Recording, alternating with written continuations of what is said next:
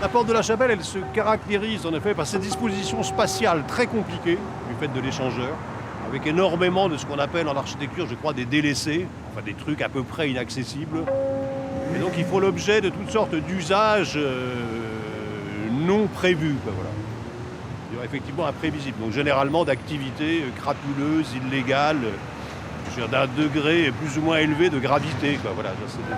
Il y avait déjà une population stable, je veux dire, plus ou moins permanente de SDF, comme ça, dans les replis champs du périph', mais moins qu'aujourd'hui. Ça a été quand même un très haut lieu de vente et de consommation de drogue, crack, héroïne, etc. Donc ça lui donnait à ce paysage une certaine lourdeur, bon.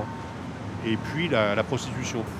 Donc toute cette zone, on peut encore qualifier de zone, même si ça n'est plus la zone, part et d'autre du périph', ou entre le périph' et l'extérieur, etc., reste un lieu de confluence, bon, de toutes sortes de populations, d'activités, qui en effet perpétuent une espèce de tradition, oui, de la ville populaire, parfois criminelle ou délinquante, bordélique, etc., qu'on repousse un peu en dehors du champ et qui évidemment s'épanouissent ici.